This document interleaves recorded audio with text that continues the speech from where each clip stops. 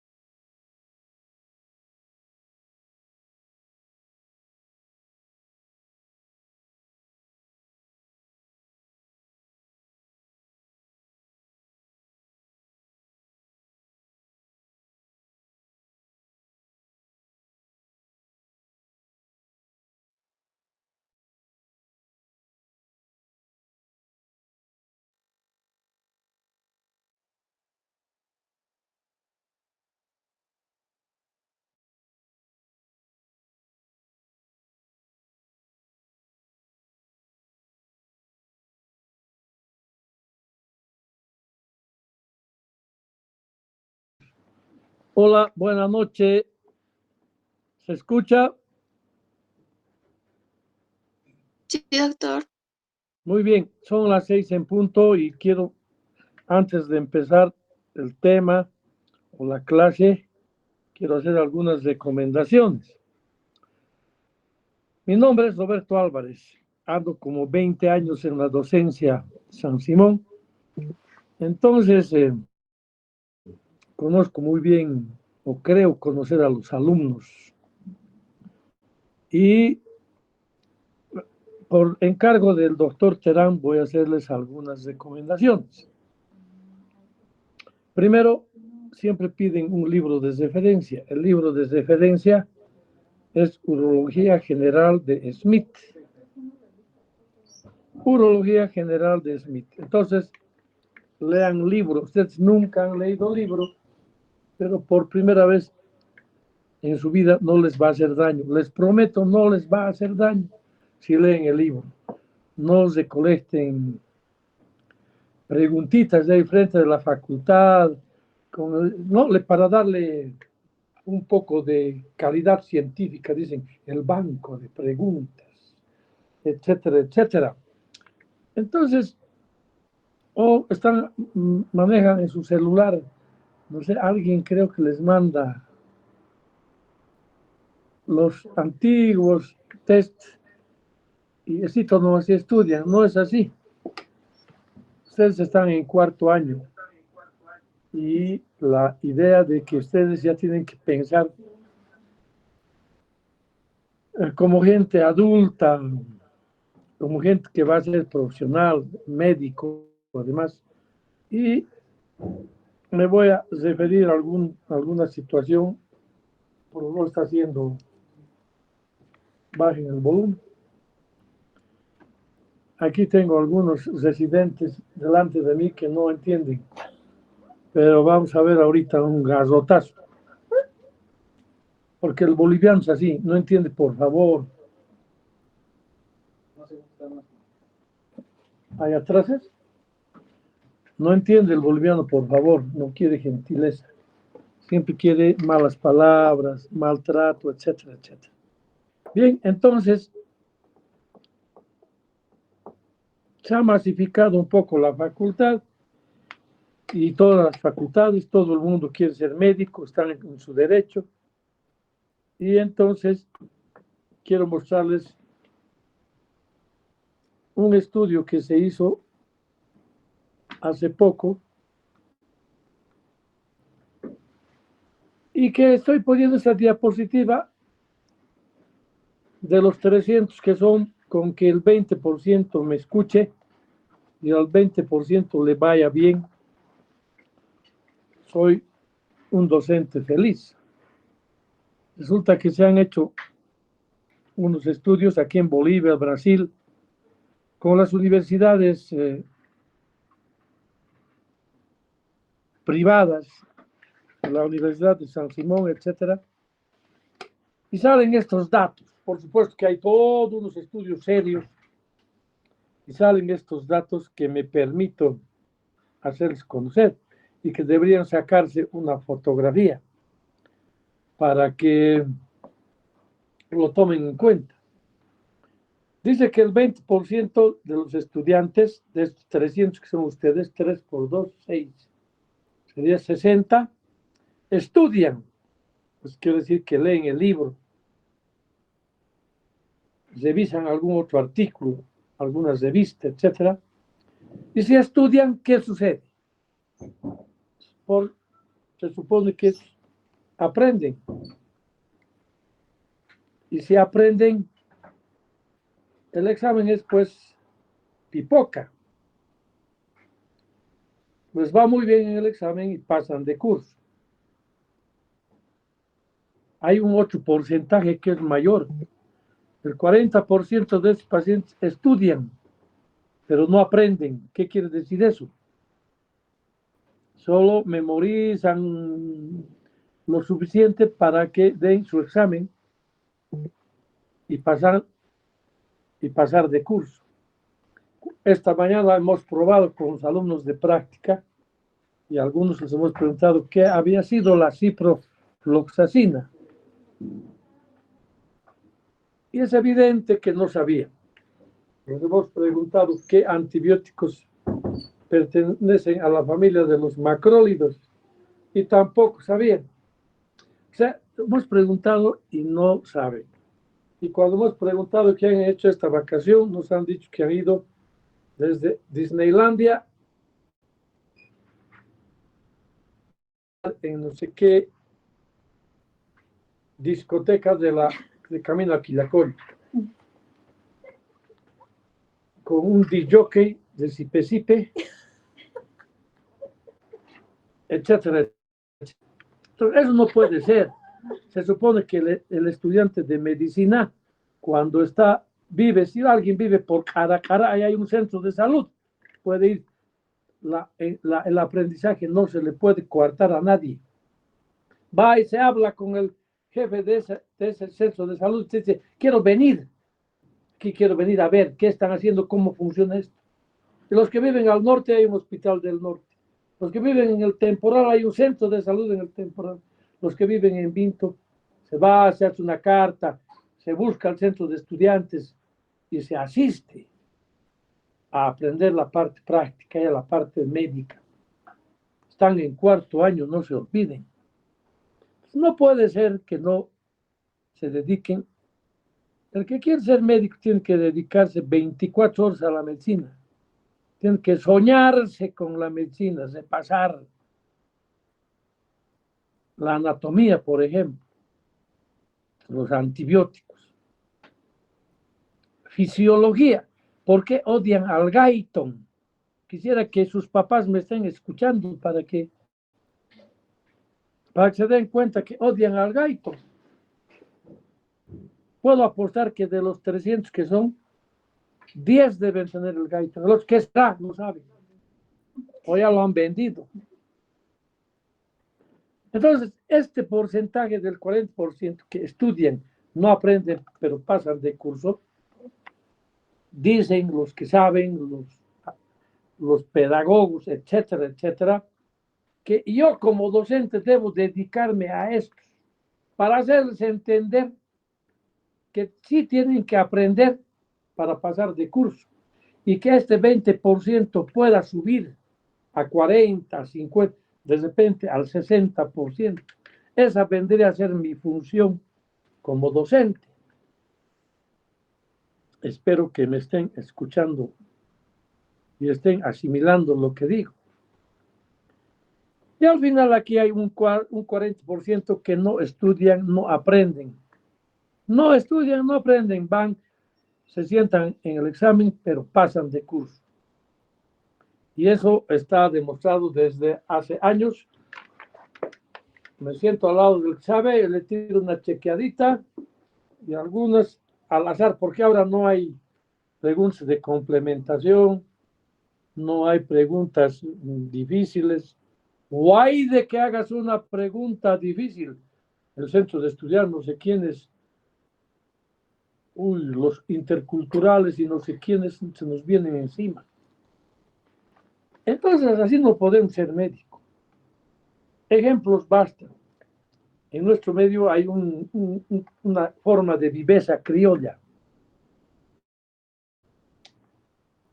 El que va, cuando van de farra, los mangueros nunca pagan, pero son los que más chupan y comen, ¿no ves? Ese es un pendejo, dice. Igual hay el que se te copia o el que se copia en el examen, ese que se copia en el examen tiene más nota que el que ha estudiado y pasa de curso. Ustedes conocen quién son. Si se conocen entre los 300, ¿quién se han pasado copiando el examen? Esta gente que ha estudiado tiene razón. A estos no sé qué tipo de reflexión les podría dar. En cuarto año les falta quinto y el internado. A ver, pues si agarran un libro y le meten una leidita. A ver si agarran antibióticos, qué sé yo. Y eso que aquí no han comprendido, no están los que deben fármaco. Hay gente que está en cuarto año y debe propedéutico. Aquí hay internos que deben propedéutico, deben fármaco, deben histología, no sé qué cosas. Bueno, yo creo que esa es la radiografía de lo que somos. Entonces yo les pido, por favor, hecho una recomendación nada más. Que estudien, aprendan, pasen de curso.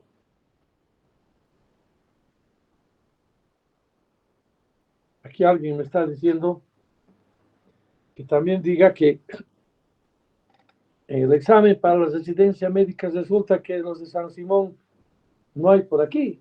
Están de la UPAL, del Univalle, de la Unifrance, de la UTO, de la UNSA, están toditos, están De la UPEA. de la UPEA, están de toditos aquí. Y los de San Simón no. Entonces alguien de San Simón ha dicho que los de San Simón van a México, a Chile, a la Argentina, Y España. a la Luna y a De las Españas. Y a- las y a- Españas. y a Europa, ¿no? Está bien, está bien. Felicidades. Solo era para que un poco estén anoticiados de lo que sucede. Entonces nosotros tenemos la cosa muy clara. Esta recomendación es para todos ustedes. Vamos a pasar enseguida a ver lo que es la anatomía del aparato genitourinario. Y quiero decirles algo. Si imaginan, yo tengo 45 minutos, ya me gasté 15 minutos en las recomendaciones tan bonitas que les he hecho. Lo único que les voy a dar es pautas. En el Smith van a encontrar todo esto. Entonces les ruego que ustedes, por favor, lean libros, lean el Smith. Si podrían leer a Testi sería una belleza, pero es mucho pedir. Bien. No creo terminar todo lo que es anatomía de las vías urinarias, etcétera, pero entonces voy a darles alguna pauta. Por ejemplo, ¿cuál es la ubicación topográfica del riñón? Si ustedes se fijan, está perfectamente en el lugar preciso. Parecería que está al centro, en el retroperitoneo, pero no, está por detrás del peritoneo, o sea, de las vísceras, y por delante de la columna lumbosacra, ese macizo muscular que existe en esta zona, por debajo de las costillas, la 11 y la 12 pueden estar un poco bordeando el polo superior. ¿Y para qué saber esto? Que es lo más importante. Bien descrito, lo van a encontrar en el libro. Esto es para saber, para ubicarse, cuando la gente dice, me duele mi espalda, y todos creen que en la espalda está el riñón. Y aquí atrás está el riñón, también los músculos lumbares y unos nervios que después les voy a mostrar, los abdominogenitales mayor, menor, etcétera. También sirve para tener una idea que como está por debajo de las dos costillas últimas, cuando hay fracturas costales o lesiones de gran intensidad en esta zona, tenemos que suponer que el riñón sufrió un trauma, que puede ser leve, grave, severo, etcétera. Ya lo veremos después. Cámbiale, otra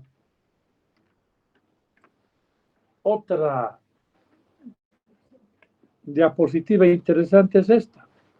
Fíjense cómo el riñón está protegido por los músculos lumbares. Aquí se ve, está cortado, pero aquí hay un músculo interesante que es el músculo psoas. ¿Cuál es la utilidad del músculo psoas? En la parte genitourinaria no tiene mucha utilidad, solo es una gran referencia. Tiene que ver con la flexión, extensión, quiere decir ponerse de cuclillas, etcétera, en la parte de movimientos musculares. Pero sirve de referencia los psoas, especialmente en radiología, que mañana ustedes llevarán, cuando una placa de abdomen, rayos X de abdomen, incluyendo una tomografía, etcétera, cuando se ve los psoas es que estamos viendo el retroperitoneo. Y una de sus relaciones importantes de la cara posterior del riñón es con el psoas.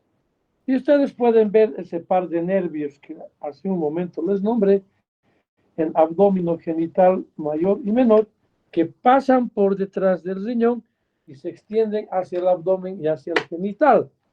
Para darles un ejemplo, cuando hay un problema en el riñón, un cálculo urinario, un absceso, una lesión importante, a veces el paciente dice que el dolor se irradia de la zona lumbar hacia los genitales.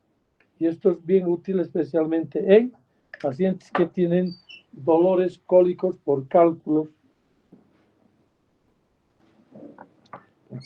renales.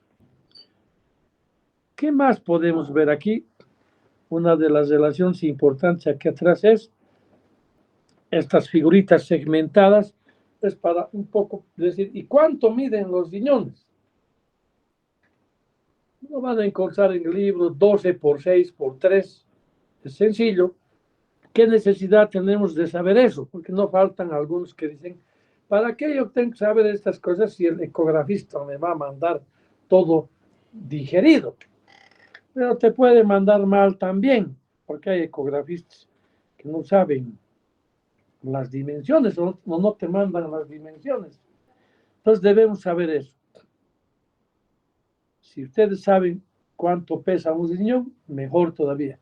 ¿Cuánto pesa, oye, quimio el riñón?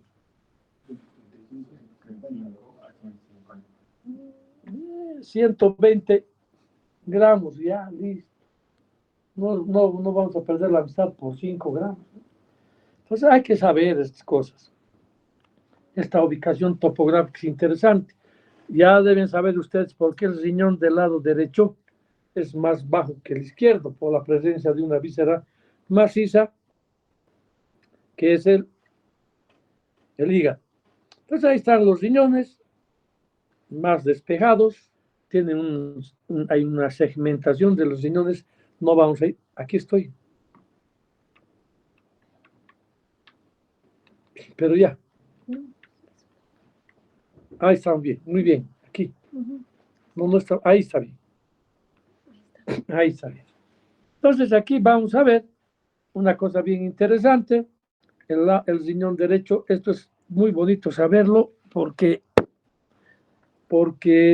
si ustedes se fijan, este segmento que cubre, aquí una línea blanca que cubre al hígado, ese es el peritoneo visceral. En cambio, hay otro segmento blanco aquí que separa donde está la grasa.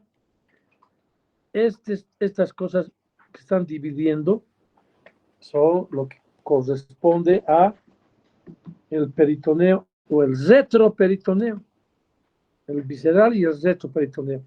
Si se fijan, el riñón está aquí atrás, en el retroperitoneo. Aquí está lo que les decía, por las dos últimas costillas protegen el riñón. Y esta grasa que ven, que es la grasa perirenal, tiene mucha función.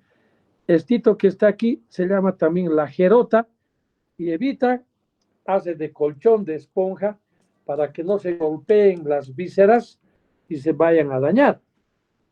No se olviden, cuando uno salta, brinca, hace deporte o se cae, esto es lo que protege para que no se golpeen entre las vísceras, y se sostiene también el riñón a partir del peritoneo retroperitoneal y esta grasa que se llama la gerota. La gerota empieza aquí arriba, justo donde el peritoneo se une con el diafragma. Hay esta partecita de aquí. Desde ahí empieza y va hasta abajo el retroperitoneo. Va hasta la zona de la pelvis, hacia la zona termina en la zona de la vejiga. Todo esto también se llama el peritoneo o la grasa retroperitoneal. Tiene mucho que ver, porque cuando hay un absceso del riñón, puede contagiarse, producir un absceso perirenal, y si se contagia todo, puede ser un absceso retroperitoneal. Entonces, fíjense también un poco las relaciones que tiene con con el colon en el lado derecho, con el colon ascendente, también con la segunda porción del duodeno. Aquí podemos ver más claro los músculos psoas que les decía que tiene una relación y son una referencia para ver que estamos en el retroperitoneo. Ahí está la grasa perirenal, que es si baja hasta abajo se llama la grasa retroperitoneal. Hay algún texto que dice que la cola del páncreas está en el retroperitoneo, y algunos que dicen que todo el páncreas es intraperitoneal. No nos vamos a pelear por eso. Aquí se muestra también que tiene una arteria y una vena, la vena renal, la arteria renal, etcétera. Y vamos a ver otra, dale otra, donde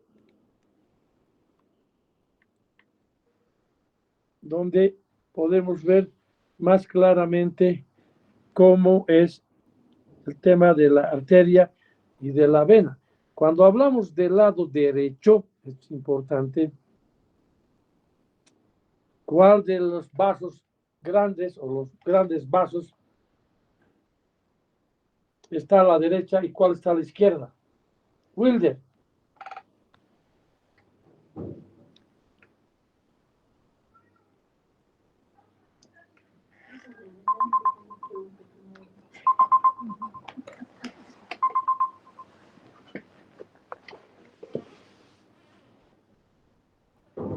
Estoy en clases. ¿Cómo soy? Bueno, si veo de la parte anterior del paciente, si está de cúbito dorsal el paciente, a qué lado estará la cava y a qué lado estará la aorta. ¿Cómo estoy? Estoy yo echado. ¿A qué lado está la cava? A la derecha. Y a la izquierda está la aorta. Y si estás de cúbito ventral, ¿cambia la cava y cambia la aorta? No cambia. Sigue a la derecha la cava y sigue al lado izquierdo la aorta. Entonces, estos detalles tenemos que saber. Aquí lo que vemos a la derecha es la glándula suprarrenal, que también lo pasé el riñón, y aquí arriba está la glándula suprarrenal, que tiene propias características. Ustedes deben saber para qué sirve. son las que producen ¿qué? Hormonas. Ya. ¿Y qué son las hormonas en nuestro organismo? Para un poco refrescarles la cosa, porque es refrescar un poco de la anatomía. Las hormonas, su función es sincronizan la función celular. Sincronizan la función celular. No sé si el tiempo me va a alcanzar. Podríamos hablar a ver de qué. De la insulina, por ejemplo. ¿Qué hace la insulina? Disminuye la glucosa en la sangre. Sincroniza la función celular a través del paso de la glucosa a la célula. Mide, calcula, no puede ir más de lo programado. Pero si no hay insulina, ¿qué pasa? Las células utilizan, hacen lo que quieren con la glucosa y hay un desorden. Se altera la homeostasia. Si quieren podemos hablar de la tiroides, que es igualito. Sincroniza la función celular. ¿Entiende? Esa es la función. ¿Con qué hormonas? A ver, ¿quién puede decir con qué hormonas? Está bien, pero hay dos. La corteza y la médula de la... ¿Quiénes producen los corticoides y qué producen los corticoides? ¿La corteza o la médula, etcétera, etcétera? Que también deben de pasar. Vamos a otra. Bueno, aquí esto es interesante. De repente es bueno verlo. Los riñones que miden 12 por 6 por 3.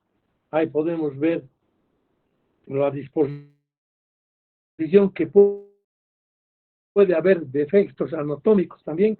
En este lado está primero la vena, atrás está la arteria, a veces puede estar la arteria delante de las venas. Pueden ver esta división fuera del riñón de las venas o dentro del riñón. Y la pelvis puede ser, como en el lado izquierdo, intrarenal, la pelvis renal del uréter, ahí está, donde empieza el sistema excretor, y como a la derecha, que puede ser una pelvis extrarrenal. Esto a nosotros nos debe tirar del cálculo que cuando es intrarrenal, fíjense lo peligroso que puede ser dañar la vena o la arteria pretendiendo sacar un cálculo, etc. Ahí están las suprarrenales. Aquí está el riñón, pero el riñón es fofo. ¿Qué se dice? Friable. ¿Quién le da la turgencia al riñón? Esta cápsula renal, que es como un papel celofán, como un plástico que maneja, le da la turgencia. El cirujano, el urólogo debe conocerlo bien, y ustedes también, que cuando se daña la cápsula renal, a veces puede decapsularse parcialmente, completamente por algún accidente. Entonces el riñón tiende a dañarse, tiende a ir a una falla renal. Otra, por favor. Esta a mí me gusta. Si alguien siente pasión por esto, ese va a ser buen médico. Es un preparado en cadáver. Miren qué interesante. No falla. Aquí está la cava, la vena renal del lado derecho. Aquí está la pelvis, el uréter, la arteria que se va montando por encima de la vena. Aquí a un costado por aquí está.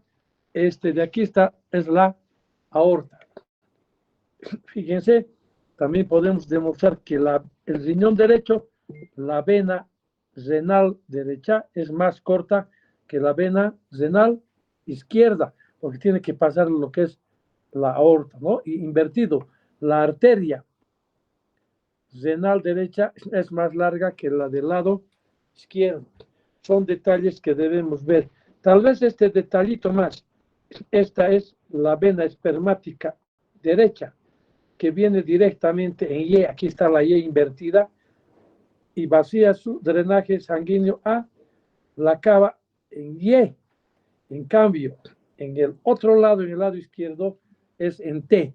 Esto recuérdenlo cuando hablemos de varicocele. Vamos otra. Bueno, esto es un poco para que vean que se ha hecho esto también en cadáver para ver la disposición de los cálices superiores, medios e inferiores, que se pueden dividir hasta llegar a las puntas, que son los cálices menores y donde terminan en unas copitas de champán invertidas o depende de dónde están, y que tienen unas puntitas que se llaman los fornix, que a veces, como una patología, como es la tuberculosis, puede borrarse los fornix y que eso nos da idea de que pueda tratarse, por ejemplo, de una patología tuberculosa. Otra. Bueno, estos son esquemas más o menos de lo mismo que demuestran las relaciones de los riñones con la segunda porción del duodeno, etcétera, el ángulo cólico, cómo está aquí el páncreas, en fin, y esto debe saberlo bien el urólogo, el cirujano, para tener en cuenta y no dañar estos órganos vecinos que después nos pueden traer a problemas más serios. Vamos. Esto es la irrigación, ustedes ya saben, me voy a apurar un poquito. Tiene una arteria renal que puede dividirse antes de entrar en el riñón o dentro del riñón, en que se pone una polar superior, media, inferior y posterior. A veces puede haber una polar supernumeraria, puede haber una arteria segmentaria, etcétera, pero en general lo que debemos saber es esto. Vamos otra. Entonces, para fines quirúrgicos y precisar tipo de lesiones, alguna vez hay que embolizar en casos de trauma, entonces tenemos nosotros idea exacta de dónde están las arterias y cómo podemos tener esa idea exacta. ¿Haciendo qué? Haciendo angiografía. Entonces podemos ubicarnos si ha habido trauma o ha habido un trombo. Aquí también hay trombos dentro del riñón. Podemos ubicarnos dónde es la cosa y para a veces hacer polectomías, etcétera, etcétera, o heminefrectomías, etcétera, tener idea de qué vasos tenemos que buscar para ligar, etcétera, etcétera. Vamos a la próxima. Entonces, aquí ya sabemos la composición ya dentro del riñón, que esto en nefrología lo van a llevar, si es que no lo han llevado. La nefrona, la unidad fundamental del riñón, que se llama la nefrona. Si yo digo pielonefritis, ¿qué estoy diciendo? Que se ha interesado, se ha inflamado la unidad fundamental de la nefrona, que ustedes véanlo, léanlo, como hay una arteria eferente, una arteria aferente, una serie de otros detalles y cómo se crea el sistema colector, etcétera. Vamos. Lo mismo el sistema venoso, cómo es el retorno del sistema venoso, cómo de dónde a dónde va, hay que saberlo, retornan hacia la cava. ¿Para qué saber un poco el retorno venoso? Y los linfáticos, especialmente en temas de cáncer de riñón, para ver por qué vías, dónde van las metástasis locales y a distancia. Vamos otra. Esto es lo que decía, aquí están los ganglios. Es interesante saber, cuando uno hace una nefrectomía por un tumor maligno, es bueno retirar la mayor parte de estos ganglios linfáticos, lo que se llama linfadenectomía, que puede tener, siempre hay gente que dice que no hay que hacerlo, gente que hay que hacerlo, que eso puede traer problemas, en fin, más bien manipular esto podría uno mandar metástasis. Pero esas discusiones ya lo haremos en otras oportunidades, etcétera, etcétera. Vamos. Otra vez, aquí está un glomérulo, el túbulo contorneado distal, etcétera, y que todos vienen al sistema excretor. De repente una pregunta sería, ¿y cuál es la función del riñón? Tiene varias funciones. Maneja el equilibrio ácido-base. 2, el sistema, la presión arterial por el sistema renina-angiotensina. 3, ¿qué es? elimina el riñón toda la basura que se produce en el organismo. Todos los días las células producen, ¿qué producen? Células muertas, desechos celulares, un montón. ¿Y eso por dónde va?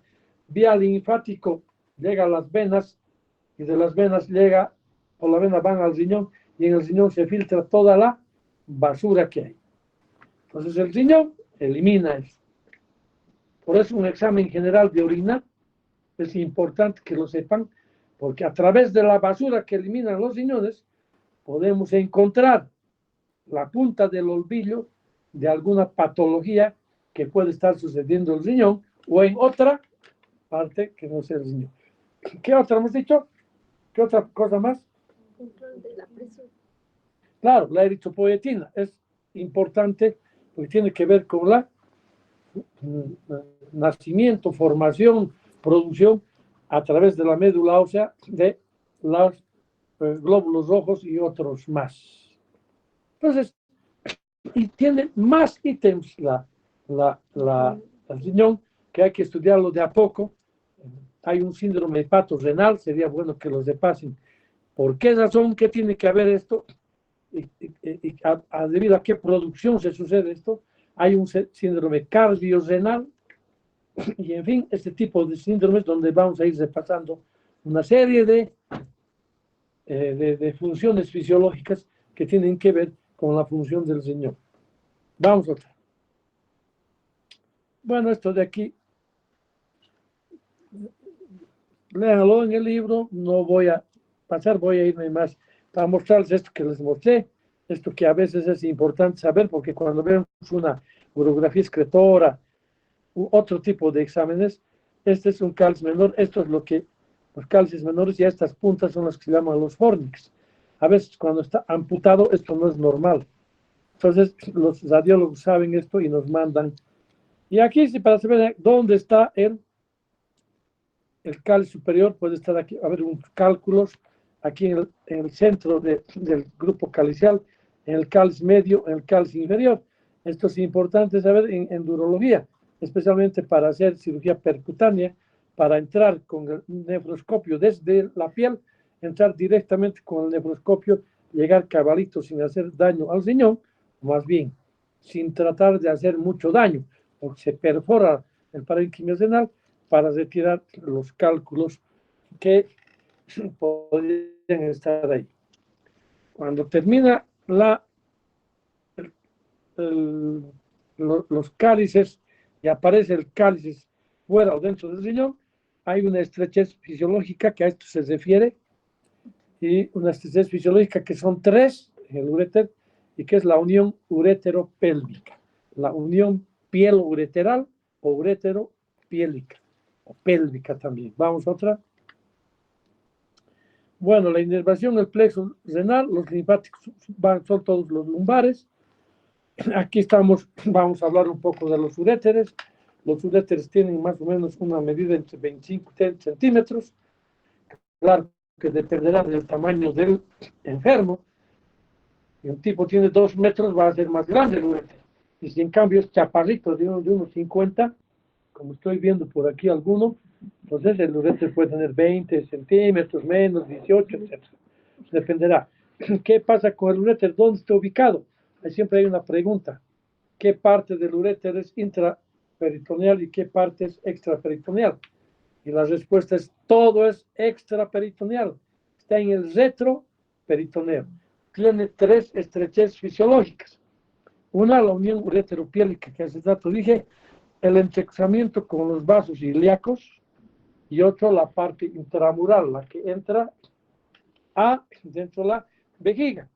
Eso es bueno saber, porque como son estrechamientos fisiológicos, esos son los lugares donde se trancan los cálculos ureterales. Bueno, ¿qué más debemos saber de los uréteres? Que cruzan en general, así como cruzan los vasos ilíacos. En las mujeres hay que tener mucho cuidado porque cruzan la arteria uterina. Cruzan los McEnroe, que van a ver cuando revisen el libro, y que muchas veces, por accidente, pueden ligar el uréter cuando hay cirugía de emergencia ginecológica. Cuando van a hacer una histerectomía de emergencia, a veces sin darse cuenta pueden por la urgencia clampar el uréter y lesionar el uréter. Entonces, hay algunos detalles más. ¿Cuál es la función del uréter? Llevar el orín que se produce en el riñón hacia un reservorio que se llama vejiga. Y el uréter, cuando termina su llegada a la vejiga, se llaman, ¿qué cosa? Meatos ureterales, que tienen unas válvulas, las válvulas de Valdeyer, que evitan el reflujo. ¿Qué es el reflujo? La vuelta del orín de la vejiga hacia el riñón. Es patológico. Especialmente está señalado como un problema, el primer problema congénito en niño o en recién nacido, que eso es lo que hay que descartar. Bueno, pasemos a la vejiga. Que ahí están los tratamientos fisiológicos del uréter. Ustedes pueden fijarse, tiene 2 milímetros. De repente aquí no me preguntan y nosotros preguntamos siempre, ¿cuál es el diámetro del uréter? Normalmente los uréteres tienen 6 milímetros de diámetro. Alguien dirá, pero hay cálculos de 2 centímetros, o sea, de 20 milímetros. Sí, el uréter tiene la capacidad de dilatarse, de abrirse, de ensancharse cuando hay un hidrouréter, por ejemplo. Entonces, puede dilatarse, pueden caber. Es más, actualmente con el tema de la endurología, ya vamos a ver después, hay dilatadores de uréter para que pase un ureteroscopio. Otra, ahí está el uréter en sus diversas, más claro, menos claro, etcétera, etcétera. Y vamos a seguir avanzando. Ahí también se lo puede ver cómo está en el entrecruzamiento con los vasos ilíacos. Otra, bueno, y esa es una urografía excretora, para que vean cómo se pintan los cálices mayores, menores, especialmente en otro lado. Y además, una urografía excretora que mañana el doctor Torrico les va a indicar, son varias placas a los 3 minutos, 5 minutos, 15, 20, en radiología también lo podrán aprender, y ahí se va evaluando toda la función de la vía urinaria. Cuando alguien pregunta, ¿qué es mejor? ¿Una urografía excretora, una tomografía o una ecografía de la vía urinaria? ¿Qué es mejor? Dependiendo, ¿no? Pero en general, la urografía excretora. En cálculos, tumores, etcétera, es la tomografía. Y la ecografía es darle un pantallazo para ver, claro, si hablamos de invasión, la ecografía no es invasiva, pero la tomografía y la urografía excretora es invasiva, especialmente cuando se pone con traste. Vamos. Bueno, esta es la irrigación, fíjense, la superior la arteria renal, la media la espermática, la inferior la yaca interna la común, etcétera, etcétera. Vamos otra. Bien, voy a parar aquí para que ustedes pregunten. Que la vejiga no tiene ningún problema, es un órgano donde el orín se junta, es un reservorio, eso nos diferencia de los animales. Nosotros podemos tener la capacidad de la vejiga es 500 cc. Las mujeres tienen un poquito más de capacidad, los hombres no, porque los hombres se orinan en la rueda del camión, en el poste, en el árbol. En cambio, las mujeres no pueden, han creado un poco más de aguante, tienen un poquito más de capacidad, he dicho 500 cc. Esto es bueno saber, porque a partir de esto hay vejigas de menos capacidad producida por algún tipo de patología, y hay vejigas de más capacidad también producidas por algún tipo de patología.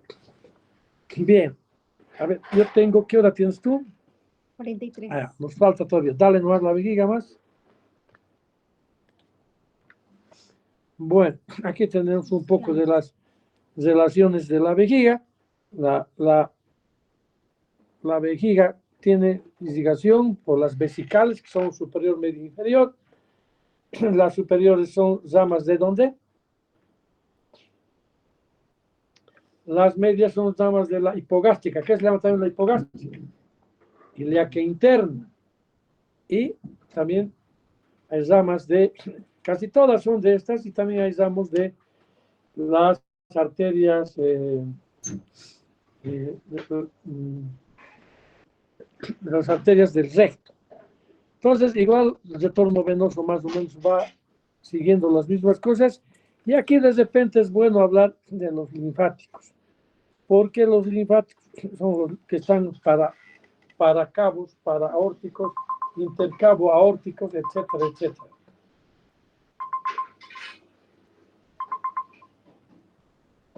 Entonces, ¿por qué es bueno, interesante saber el tema este de los ganglios de porque actualmente, ¿qué es mejor? ¿Tener un cáncer de vejiga o un cáncer de próstata? Es una pregunta. Si a mí me preguntan eso, yo diría mejor que un cáncer de próstata, porque los cánceres de vejiga son más agresivos por este tema de sus ganglios linfáticos. Cuando uno hace un vaciamiento ganglionar, cuando uno quiere tomar muestras para mandar al patólogo durante la cirugía, hay que mandar más o menos 30 ganglios. Antes se mandaban solo 6, etcétera, etcétera, ha ido subiendo. Actualmente hay que mandar muchos ganglios para ver si no se está diseminando el tema este del cáncer de vejiga. Detalles que, digamos, a ustedes como tal en cuarto año no tiene mucha significación, pero es bueno que lo sepan para que algún rato puedan satisfacer las preguntas de alguien. Vamos. Bueno, por el tema de la hora, etcétera, voy a cederles la palabra a ustedes. A ver, por favor. Después de esto tienen una clase, ¿no? A las 6 es la clase. Digo, a las 7 es la clase. Sí. ¿Qué clase tienen? Medicina interna, doctor. Ya, entonces, pregunten lo que quieran. Doctor, mencionó la gerota como la grasa prerenal o perirenal que Se podía ser. llama también gerota a la grasa perirenal. Perfecto. Otra pregunta. Doctor, una consulta. Cuando nosotros hablamos de los cálculos alrededor de lo que son las estrecheces del uréter, ¿en cuál sería más común encontrar este tipo de cálculos? Dependerá del tamaño. Cuando son cálculos grandes, no bajan de arriba, no bajan de ahí del uréter, no bajan, ahí se quedan en la pelvis renal. Los cálculos, he dicho que tiene 6 milímetros, puede abrirse más. Hay gente que bota como huevo de codorniz, no necesita cirugía. El uréter se distiende, tiene peristaltismo el uréter, entonces cuando se siente con un cuerpo extraño, se mueve más y puede eliminar. Y hay gente con un cálculo de 5 milímetros, miren, he dicho que tiene un diámetro de 6 milímetros en general, con un cálculo de 5 milímetros, llora. Entonces dependerá. Pero es bueno, cuando tú sacas una radiografía, vas a buscarte, tienes idea dónde están y vas a encontrarlos por ahí. Porque no te olvides que no va a salir el cálculo así limpiecito. A veces hay que preparar al paciente poniéndole enemas, en fin. Los cálculos de ahí arriba, a veces del riñón de ahí, por ahí, a veces pueden confundirse con cálculos de la vesícula biliar en el lado derecho. Y entonces, ¿cómo haces para saber si es de la vesícula biliar o del riñón? ¿Quién sabe? En Santa Cruz les dirían opa, pues opa. Le pones una lateral. Y además tienen unas características los cálculos de la vesícula. Parecen platos. Entonces, esa es la historia. Otra pregunta.